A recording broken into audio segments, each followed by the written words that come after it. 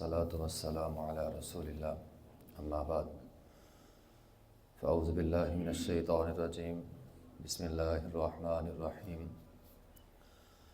آج ہم پڑھیں گے کہ کون سے لوگ ہیں جن کو روزہ چھوڑنے کی رخصت اسلام نے دی ہے۔ قرآن میں ہے فمن کان منکم مریضا، سب سے پہلے وہ آدمی جو بیمار ہو۔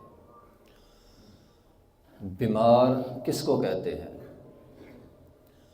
وہ بیمار جس کو عرف عام میں بیمار کہا جاتا ہے۔ بعض بیماریاں بالکل معمولی ہوتی ہیں، نزلہ زکام کھانسی، تو ایسی بیماری پہ روزہ نہیں چھوڑنا چاہیے۔ روزہ چھوڑنا ہے ایسی بیماری پہ کہ اگر میں روزہ رکھ لیا تو میری بیماری بڑھ جائے گی، یا اگر میں نے روزہ رکھ لیا تو شفا میں تاخیر ہو سکتی ہے۔ تو ایسی بیماری پر اسلام یہ کہتا ہے روزہ چھوڑ دو۔ اور حدیث میں ہے نبی علیہ الصلوۃ والسلام نے فرمایا اللہ تمہیں کسی کام کی رخصت دے، اللہ کو یہ بات پسند ہے کہ تم رخصت لے لو۔ یعنی اگر بندہ زیادہ بیمار ہے تو اس کا روزہ چھوڑنا زیادہ بہتر ہے بنسبت روزہ رکھنے کے۔ اب بیمار بندے نے روزہ چھوڑ لیا، اب کرنا کیا ہے؟ اب آگے اس کے دو طریقے ہیں، یا تو فدیہ دینا ہوتا ہے یا اپنے روزے کی قضائی دینی ہوتی ہے۔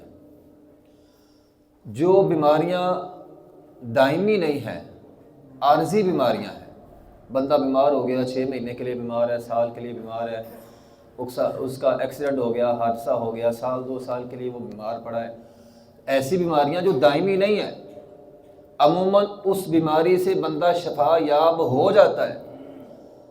بندہ ایسا بیمار ہو اسے اپنے روزے کی بعد میں قضائی دینی ہوگی۔ ہمارے ہاں معمولی بیماریاں ہوتی ہیں، لوگوں کو 1 سال کے روزے چھوڑنے ہوتے ہیں، لوگ کہتے ہیں جناب فدیہ دے دو۔ ایسی بیماریوں پہ فدیہ نہیں ہے، یہ قرآن کا حکم ہے۔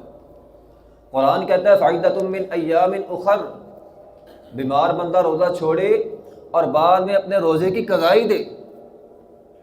ہاں البتہ اگر بیماری دائمی ہے، بوڑھے لوگ ہوتے ہیں سالہ سالہ شفا یاب ہونے کی امید ہی ان کو کوئی نہیں ہے، یا بندے کے ساتھ کوئی حادثہ ایسا ہو گیا، بندے کا ایک عضو ختم ہے، اس کا جگر صحیح کام نہیں کرتا، اس کا گردہ ایک نہیں ہے، اب وہ دائمی مریض ہے، تو ایسا مریض جو دائمی ہے جس کے شفا یاب ہونے کی امید نہیں ہے، عمومی طور پر امید نہیں ہوتی، ہاں شفا یاب ہو بھی سکتا ہے، تو ایسا مریض اپنے روزے کا فدیہ دے سکتا ہے۔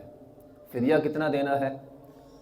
جو ہم اپنے گھروں میں کھاتے ہیں، جو ہم اپنے گھروں میں کھاتے ہیں، ایک وقت کی، ایک ٹائم کی جو روٹی ہم کھاتے ہیں اس کا حساب لگانا ہے اور مہینے کا فدیہ دینا ہے۔ عموماً اگر ہم باہر جائیں ایک نارمل سی ہوٹل سے روٹی کھائیں نا، تو میرے خیال سے چائے شائے بندہ پیے تو 250 300 400 لگ جاتا ہے۔ تو اگر آپ 300 کا بھی حساب لگائیں تو یہ 9000 بن جائے گا۔ اور اگر کوئی یہ سمجھتا ہے کہ میں اس سے بھی معمولی روٹی کھاتا ہوں، تو جو وہ کھاتا ہے، اگر کوئی 100 150 کی کھاتا ہے تو اس حساب سے وہ اپنا فدیہ دے گا، اور اگر کوئی زیادہ کھاتا ہے تو وہ زیادہ دے گا۔ انس رضی اللہ تعالیٰ عنہ بوڑھے ہو گئے اور بڑھاپے کی وجہ سے بیمار تھے اور وہ فدیہ روزہ نہیں رکھتے تھے، تو اپنی طرف سے بکرے کے ساتھ روٹی کھلاتے تھے، بکرے کے ساتھ۔ اب یہ نہیں ہے کہ گھر میں تو ہم بکرا کھائیں، گوشت کھائیں اور فدیہ ہم دال کے حساب سے دے دیں، تو یہ غلط ہے۔ جو ہم کھاتے ہیں، اگر گھر میں گوشت کھاتے ہیں تو پھر اس حساب سے فدیہ بھی زیادہ ہوگا، اور اگر گھر میں نارمل روٹی کھاتے ہیں تو اس حساب سے فدیہ جو ہے وہ ہوگا بیمار بندے کا۔ لیکن اگر دائمی بیمار ہے، اگر عارضی بیمار ہے، تو وہ اپنے روزے کے بعد میں قضائی دے گا۔ یہی حکم ہے حاملہ اور مرضع عورت کا۔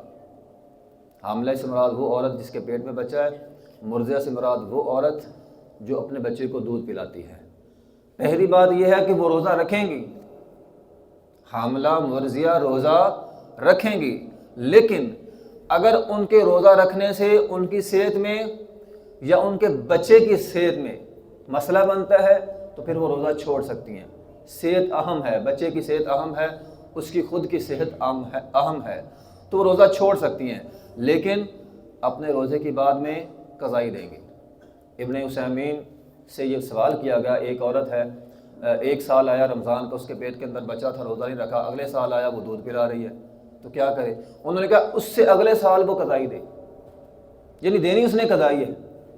ہاں البتہ ایسی عورت جو سال ہر سال سے یا تو حاملہ ہوتی ہے یا مرضعہ ہوتی ہے، بعض عورتیں ایسی بھی ہوتی ہیں، یا تو رمضان آیا حاملہ ہے، اگلا رمضان آیا مرضعہ ہے، پھر حاملہ ہے، پھر مرضعہ ہے، تو ایسی عورت وہ اپنے روزے کا فدیہ دے سکتی ہے، جو مسلسل 4-5 سال ہو گئے مسلسل یا تو حاملہ ہوتی ہے یا مرضعہ ہوتی ہے، تو وہ اپنے روزے کا فدیہ دے سکتی ہے۔